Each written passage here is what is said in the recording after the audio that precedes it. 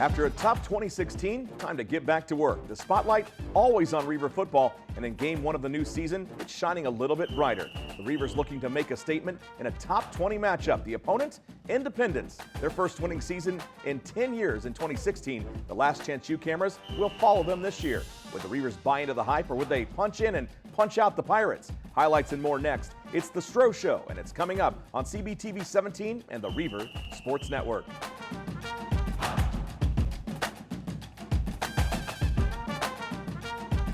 From the studios of CBTV 17 in Council Bluffs, Iowa, this is the Iowa Western Football Coaches Show. I'm Jake Ryan, joined by the head coach of the Iowa Western Reivers, now in his 9th season, Scott Stroh. Coach, you've dealt with the cameras of Last Chance U previously when you played East Mississippi back in 2014 for the national title. This year, they head down to Independence, Kansas.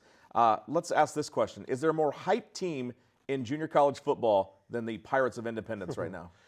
No, I mean, that's not one with Last Chance U and coming off their season, and they've been pushing it with some of their transfers that they've had. And I mean, there's a lot of talk of all the coaches that have come through there, and then you add the cameras to Last Chance U, even multiplies it a little bit. Well, let's take a look at those highlights from Saturday's game. Independence and the Reivers, Battle of the Pirates. Reivers ready for game number 1 in their all whites, and they will take the opening kickoff. It is Nick Singleton, who, well, a little bit of jitters, but picks it up, runs off a pretty good return, got back to the 25, would have been the same spot you would have been on a fair catch. And then it's Kurt Walding going to work, but he hands it off to the guy today, at least one of them, Mekhi Sargent, who rumbles for 7 yards. Reivers turn that into a first down, and they're going to go again. Another handoff to Mekhi, and tough running by number 1. He's been in the program for a year, right? For sure. He redshirted last year. Good, and probably could have played. But we saved the year, and that's what he was doing all spring. One pass of the drive, it goes to Turner on an offsides penalty against Indy, then another handoff to Mekhi. He could have had more, but slips down, and then you send in T-Boy, the sophomore out of Johnston, Iowa. He punches it in from 11 yards out. Pretty good feeling to see somebody that was back from last year getting the first score of the game. For sure. What a great drive. I mean, to only throw it once for an offside, they were offside, so it wasn't even a designed throw, and to march it down to set the tone. One of their more heralded players coming in, Ray Buford. Not much on that return. Reivers will get it back after forcing a 3 and out. And then guess what? Mekhi Sargent, again, just a very tough runner. Look at all that contact and running through it. He finds the holes. He's really elusive, and we get positive yards with him. He always gets the extra. Malik Henry, the transfer out of Florida State for Indy, just all sorts of pressure coming. You guys force another 3 and out, and they will punt it away. Reivers starting in pretty good field position at around the 38-yard line. Yeah, for the most part all day we were in pretty decent position, getting the ball. Vincent Perry a catch, then another completion, this one to Nick Singleton. I know that Kurt was talking about throwing the ball a little bit more. How about the second completion of the day to Anthony Turner right there? Moves the chains for the Reivers. We were really efficient, and this is a really good throw and catch, and by Kurt to Vince Perry there. And yeah, just found him over the top. Great touch on that pass. Yeah, for sure. Red shirt freshman Alex Perella, we're going to see him in a moment after another good special teams swarm by the Reivers. And then watch this play. Number 34 just meets the back, Rakeem Boyd out of the backfield, and a tackle for loss. It's good to see. Alex, he plays, he's really athletic for that position and anticipated it. Another 3 and out, the fair catch, and then T-Boy White back to work into Indy territory across the 50, and then Mekhi Sargent, watch him right up the back of the tight end, Tyler Horseman. That's something that you lacked last year, was a big blocking tight end. I'll tell you what, it was, I've had some response from some coaches too that they're not used to seeing us with a tight end. There's Walding with the scramble, and then, he fakes the cameras out, dumps it off to Mekhi Sargent, and Mekhi will rumble in. We saw Walding scramble a moment ago. Did you hold your breath on that scramble? Well, I told him he's got to learn how to slide. That was not the best looking head first slide that he had, but we'll practice that. 21-0. A little bit of a, we'll call it an Achilles on the day, was the kickoff return coverage. A lot of great coverage, but then a few good spots where they start off. And Nick Anderson, last year's middle linebacker, runs Henry out of bounds. Malik Henry nowhere to go, and then again nowhere to go, but somehow he gets the shuffle out. Boyd, a tough run. The Reivers finally wrapping him up. Yeah, that kid's talented. He was a Texas A&M transfer, really highly touted kid, bouncing off some tackles. So into the second we go. More great defense from the Reivers. They come up short on a third down, and then another handoff. Sargent running right up the middle, just getting tripped up. Otherwise, he might have found pay dirt. And then another tough run, just run after run for Mackay. And man, what a piece he is. Yeah, I'll tell you what, he's strong. He's probably 210, 215 pounds and lower to the ground. And speaking of low to the ground, T-Boy White nearly stumbling, gets up, runs through a huge hole, and the Reivers are up 28-0 in the second quarter. I'll tell you what, that was probably the biggest thing is, we didn't want to let up after the first drive. We talked to him about it. We got to keep it going, and our guys really responded. Vincent Perry and then Nick Singleton right down the middle, just coming up barely shy. And then, let's bring in the bulldozer of Mackay Sargent. Boom, right at the goal line, knocks him over. That's the reminiscent of Bo Jackson and who was it? Bosworth, that's who it was. There you go, Brian Bosworth. So here's the issue. We talked about it briefly. Some of the kickoff contain was great, and some of it, well, maybe not so good. A couple of maybe block in the backs that were missed early by the officials, but then it's Ray Buford that gives Indy something to cheer about. Yeah, you never want, with a team that's talented like this, you really don't want to give them a spark. Ensuing Reaver drive, well, it gets a pretty athletic catch from Anthony Turner right there, but it stalls out. Indy gets the ball back, but Davion Nixon, one of those pieces you picked up, committed to Iowa, and he brings him down. Another 3-and-out for the dark side defense. I know that you've got to be proud of that D, and Mike Blackburn always brings him to play. For sure, and we're fairly young. We didn't have a lot of game experience there, so I was really pleased the way they played. Mackay Sargent, and more Mackay Sargent. He was the workhorse. T-Boy piled him up as well, and here's another run for T-Boy to the outside and down the sideline. Just does get pushed out of bounds, and then a little flip from Walding, and the final score at the half, 42-7. That's through one half a play. Feels like 2012 all over again, those video game numbers. I'll tell you what, it felt like, I forgot what it felt like. But yeah, it was good. Our guys came out right from the beginning and kept the pressure on, so I was pleased. Looking good so far. Second half highlights are coming up. Would Indy bring the firepower, or would the Reivers continue their first half dominance? More of the Stroh Show right after this on CBTV 17 and the Reivers Sports Network. Listen, I realize that I'm not perfect, but it all really started to change because you judge me for having a problem. No one is going to know that I need help. I need help. I know that no one is going to judge me for having a problem. I realize that I'm not perfect, but it all really started to change because you listen.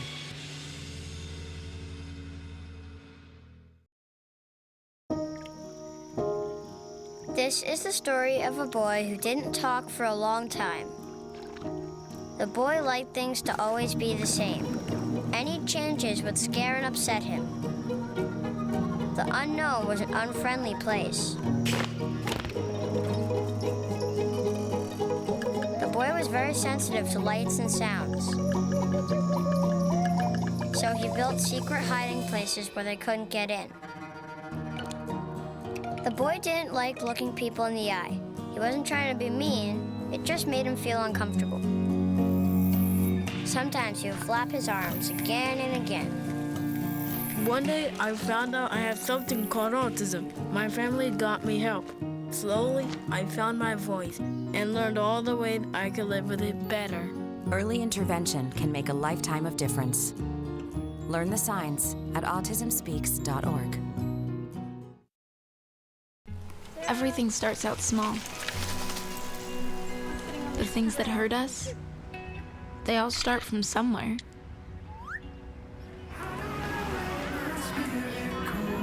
The words we say, the things we do, they can grow into something else. What was small and innocent can become big and sometimes scary. All it takes is one comment, one picture, one video for something to catch fire. But a big problem doesn't need a big response. Not at first. Even if we don't know what to say, the eye emoji can be that first step we take. Let's all pledge to take that first small step together and change the world in a big way. I'm a witness, and so are you.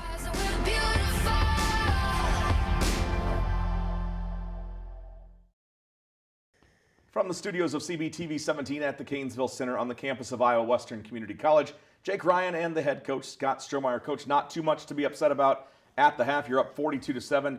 But did you get on Coach Crane about that kickoff return at all? Yeah, I did. I told him it better not happen again. No, he, we missed some tackles on it. I think we made some adjustments too. And, on that one, we had some guys who wanted to sub off of it, and we put some backups in that didn't have experience too. But, like I said, in a game, it's good to happen in a game like that rather than a tight one. Well, 42-7 the score. Let's take a look at those second half highlights. The Reivers getting all geared up for another half of play, and being up by 35 points, well, I mean, sometimes that's a good thing, sometimes it's a bad thing. Did you have to say anything extra to him to get him motivated in the second half? Not really, just wanted him to come out with the same type of intensity that we started the game with and finish that first half. They certainly started off with some intensity.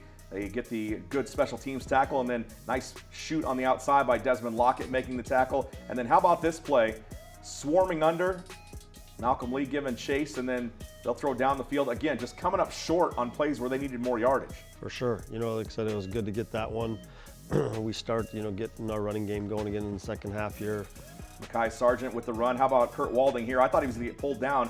Instead accelerates, gets out of bounds, and the first down. Yeah, there we're lucky to be at the right place at the right time there. Just like you drove it up in the playbook, right? For sure. Walding rolling out, this time not as lucky. A fumble scooped up, the only turnover of the game right there by Independence. He steps out of bounds, thankfully, for the Reivers. Which is a little bit, disappointing there. We didn't want to turn it over, but, that it happens. 3 plays later on 3rd and long, Malik Henry, big arm, and he finds the wide receiver, Calvin Jackson, hauls it in for a 83-yard touchdown. And that's all they had on the day was big plays. Yeah, and that one really hurt a little bit because, they almost had us in the first half on the same play, and they get us in the, in the second half there. But backup QB Kai Loxley, man, it's nice to go to a backup that's as talented as Kai is. For sure, to have 2 guys that can play, and he came in and really performed. I mean, this is a drive. They just scored. We want to respond, and we're marching it right down. Yeah, nice run on the first play. Then he finds Anthony Turner, and then he finds Nick Singleton, and then, well, he'll take it himself. He runs in. A little bump after the play. Kai walking away wisely, not taking too much exception to that. I thought our guys did a really good job of that. We didn't want to get caught up in the hype of the cameras and last chance you, and we had 6 penalties, they had 14. Yeah. Malcolm Lee, he loves quarterback hunting, I hear, as he goes after Malik Henry. They'll force another punt, and here come the Reivers, fair catch, but they set up again. Loxley, quick throw outside into the hands of Anthony Turner. And then another strike. Quick passing game working almost to perfection. Nick Singleton on that reception, and let's keep it going. Why not a little draw play as he finds some opening up the middle, and very elusive runner at that QB spot, patient as well. For sure. You know what I mean? That's kind of why he's one of the highly touted. And look at that strike, Coach, into the back of the end zone to Anthony Turner. For sure. Him creating plays outside the pocket, and he was a highly touted quarterback coming out of high school. Again, the Reivers trying to contain a little bit Applewhite with the return for Indy, and he nearly breaks it, but the Reivers don't quit this time, and they'll force him out of bounds. Good field position for Independence, but really by this time of the game, it's big points to little points, and they're just fighting for anything they can get. Right. And sometimes when you're doing, we had some issues on that early kickoff return that sometimes guys are a little bit reluctant to pull the trigger. Dominic Quiwan there, nice job there as he gets Drake Smith, the starting quarterback. He started the first drive of the game, and then there's a name that you recognize from last year, Nino Alibegic, who played for Arizona Western, misses that field goal wide left, and Jacob Zachary, your 3rd string back, man, he's a big dude as well. He's just motoring through people. He is, and once he gets the system down, he'll be really good. Singleton, nice catch and run. Loxley not quitting, rolls out, and how about this strike? Mike Hill, or excuse me, not Mike Hill this time, but it's True Thompson. Mike Hill's catch coming up on a future drive, but True Thompson gets a nice catch. And then Kai doing it again on his feet, fumbles right on the goal line. If you're going to do it somewhere, do it when you cross the plane. For sure. The ground cause. We have to really make sure that we take care of the football, though. Another kickoff and another good job by the Reivers special teams. They'll chase and chase and chase, string it out and bring them down. Another solid tackle on the special teams. And giving Coach Crane a hard time about that return, but overall, I'd say the kickoff returns were handled pretty well. You had 9 of them on the day. Exactly, and they were. I mean, we had a couple inside the 3 or 4 inside the 20. Brandon B comes in at quarterback for Indy, nothing doing. Another nice pass out to the outside, as I believe that's Taj Telfair that gets that catch. A little quick strike to Nick Singleton. He's speedy out of that slot spot. He is. He's elusive and quick, and it's a nice one by Mike Hill, freshman. Good to see him. Mike Hill turns it into almost a touchdown on the bubble screen. He steps out at the 3, tried for the pylon, but did get forced out back at the 3-yard line. And well, send in the freshman. Jacob Zachary punches it in for the exclamation point on a 70-21 win for the Reivers. If we had told you, hey, you're going to go in and punch him in the mouth pretty hard, and you're going to walk out in front of all those cameras. I mean, if you're Last Chance you either wanted to go that way or you wanted to go the complete opposite way. So I tell you what, they're hoping for a self-destruct down in Independence this season if you're the producers of that program. For sure. I mean, like I said, if I would have taken it if you'd have told me right away, but we were expecting a really hard-fought game, and they're really talented. But like I said, our guys came ready to play. They weren't ready to play. Pair of touchdown passes for Kurt Walding, a touchdown pass for Kai Loxley. You get 7 rushing touchdowns. I mean, it was a heck of a day offensively, but the defense, again, just lays the groundwork, and the offense, if you can play like that, you're going to be tough to stop this season. Yeah, I mean, if we can put 4 quarters together like that in just about any game, now we set the bar. So, I mean, that's going into a new week, good opponent that we set the bar. Now we know what we're capable of, and we got to try to sustain or stay there. All right, Coach, we'll talk about this week's opponent coming up. But first, we will check in with the starting quarterback. That's right, Kurt Walding will stop by with IWTV student Riley Martin. We'll have that segment coming up next. This is the Coach Stroh Show, and you're watching it on CBTV 17 and the Reivers Sports Network. Open up your books to page 360. Did you just look at your phone while you was in class? You played yourself. About inspirational quotes. You gotta believe in yourself. Don't ever play yourself. The key is to make it, so make it. Louise, can you give me an example of an inspirational quote? Don't play yourself. The key is to make it. And who said that? I did. Now that's a major key alert. Learn the real major keys to getting to college at getschool.com. Bye-bye. Hi. Hoping for a crisp breeze to help keep you alert. Oh, he took a sip of water too. That'll probably help. You were probably gonna turn down the radio too, so you could focus, right? Probably okay isn't okay. Right? If you see a warning sign, stop and call a cab, a car, or a friend. I think the water line is what really drove it home. I blew on him. Every year, 40% of all food in the U.S. never gets eaten. 40%. That's almost half the food we produce. Food waste is a serious problem. It impacts all of us. And it's expensive. Your family is throwing $1,500 a year in the trash. We're working hard to put food waste on the chopping block. And you can do the same at home. Learn how to cook it, store it, and share it. Just don't waste it. Go to savethefood.com. Drop that baby.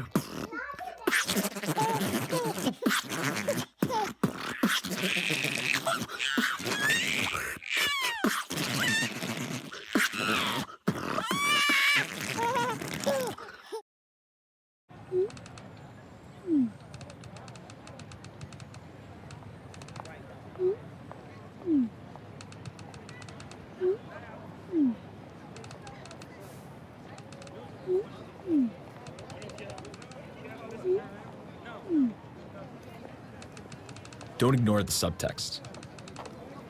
It's on us to intervene in sexual assault. Because we can. Take the pledge at itsonus.org. I'm IWTV student Riley Martin, along with my boy redshirt freshman quarterback Kurt Walding. Welcome to the show, Kurt. Thanks for having me. We'll jump right into it. So how do you think redshirting your freshman year helped you come into this season and learn the offense? Definitely helped me learn the playbook more. I mean, it was definitely tough for me to redshirt. All my roommates were playing, and obviously I wish I would have been playing, and I thought I could have. But I'm very glad for redshirting. I mean, I got a lot more wiser, a lot smarter, and I feel like it's made me into the player that I'm going to be. All right, so we'll move on to this past game. where you guys put up 70 points on Last Chance U. Yeah. What moment on the field did you realize everything was going to click and it was going to be a good day for you guys? That first run we had with Mackay, I mean, he got like 8 yards, and I just knew we were going to be able to pound it on them, run it down their throats. And then after we did that, I knew the pass game would open up. So once we put 28 on them, I mean, it was smooth sailing from then. Yeah, and you talk about the pass game. How'd that first touchdown pass feel? Oh, it felt great. I mean, I didn't even know he scored at first, to be honest. Yeah. So I went up and jumped. I gave Chancellor House a chest bump. And I was like, why are we doing this? I thought it was on like the 1 yard line, but we ended up scoring, so it was pretty awesome. So coming to a school like Iowa Western with a fantastic football reputation, what expectations come along with being a starting quarterback? I mean, you got to be a good leader. I mean, I always look up to Jake Waters, you know. He's like the face of the program, so he's always a good guy to look up to and model yourself around. So be a great leader, you know, play hard, play fast, and then just do what you got to do to win. The offensive line obviously looked incredibly strong on Saturday, and that in turn makes the run game very easy. So how much does that make your life easier on the field? It makes my life way easier, you know. When you know you can just run it down their throat, you don't have to worry about stuff. And then in return, like I said, it opens up the passing game. So we'll get a little bit more of a lighthearted question here. Who's your favorite receiver to look to downfield, like right away? Man, I'd probably say Anthony Turner. You know, he was here last year with me. He's a big target, and if you ever want to back shoulder someone, that's who you look for. What was Coach saying on the sideline about Netflix and all the cameras and everything? He just told us not to worry about it, you know. I think Independence had a lot of pressure knowing that they're on TV, and like it'd be pretty embarrassing to lose your first game when your motto is like win a national championship or bust. So I mean, we stay focused on the game, and I think we over-prepared, which helped us a lot. Yeah. So what are some things you did to stay focused during the game and make sure that you secured the W? I mean, we just had to make sure we didn't give up the lead. During our game, Coach Woods told us that Hutch had came back from 25-point deficit. So, I mean, I had to stay on the O-line a little bit. There was one drive where we had some penalties, and I had to yell at them, but, I mean, it worked out, obviously. Yeah, so we'll get back into some a little more fun. Who's the best dancer on the team? Best dancer? I'm going to say T-Boy White. He's got some good moves. All right. And what's your favorite place on campus to study or anything like that? I mean, I'm going to say Hoover. You know, I watch film there, just hang out. We play cards there at night sometimes, so I really enjoy Hoover, and then hopefully it'll be the new complex coming up. Yeah. I think we move in a couple weeks, so that'll be cool. Kurt, thanks for joining us today on the Coach Stroh Show. Thanks for having me. He's Kurt Walding, the Reivers starting quarterback. I'm Riley Martin. When we return, Jake and the coach will be back to wrap up this week's show. You're watching it on CBTV 17 and the Reivers Sports Network. Take a look under your bed. Find stuff under there? What about jobs? No? Now try your closet. Still no jobs? Just more stuff?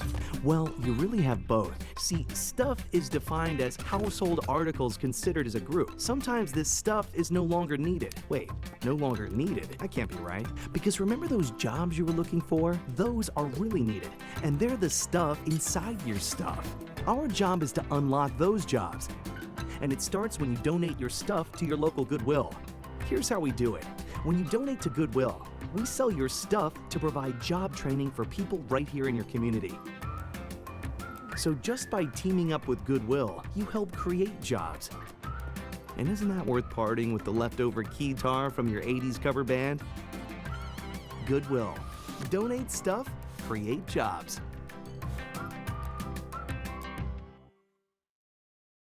We just finished dinner and it was time for homework. He hates homework. I know he's bright. Why is it so hard for me? He's just gotta try a little harder. 1 in 5 children struggle with learning and attention issues. Go from misunderstanding to understood.org. I adopted Bento from a shelter, but a lot of people know him as Keyboard Cat.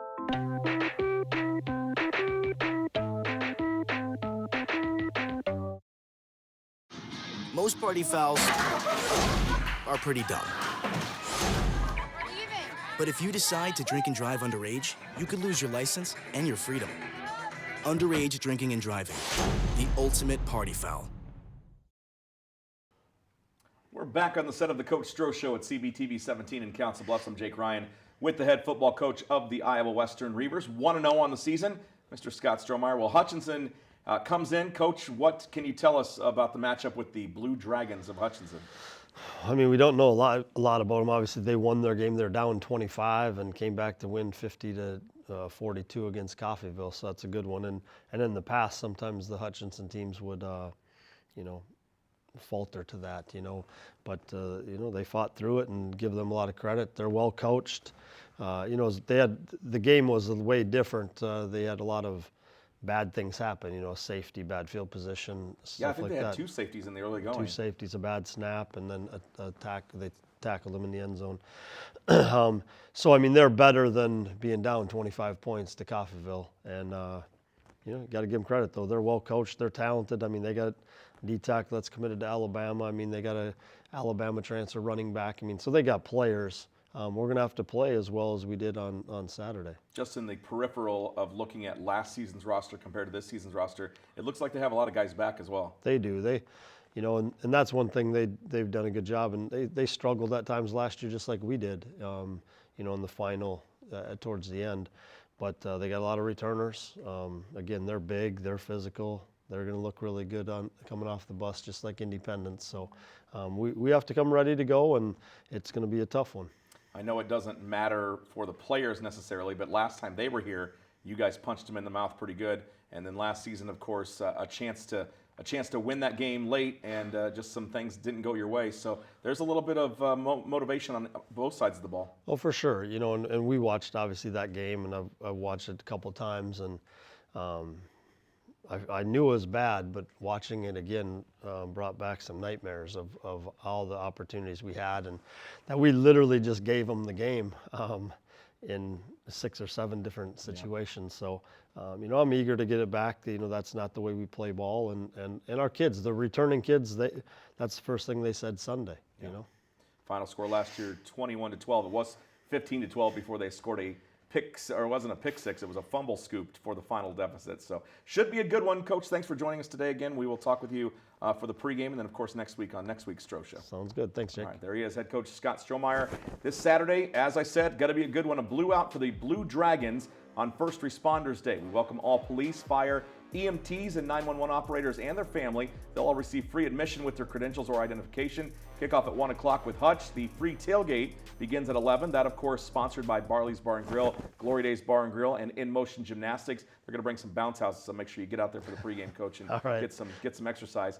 And then live music from the Mighty Shipwrecks as well, and a chance to get reacquainted with your fellow Reaver fans. And don't forget, in 2 Saturdays, homecoming with the community color run at 8 o'clock right here on campus. Then we will have the parade on the 100 block at 10 a.m. That shifts from a Thursday night parade to a Saturday morning parade, and then the tailgate and the game later that night against Fort Scott. That's an evening affair, so we'll talk more about that next week. Full details on the website, GoReavers.com. Follow the Reavers on social media platforms at GoReavers. We will talk with you next week. For Riley Martin, the starting quarterback Kurt Walding, Coach Strohmeyer and the crew of CBTV 17, I'm Jake Ryan, reminding you to wear blue, be loud, fire those cannons, and go Reavers.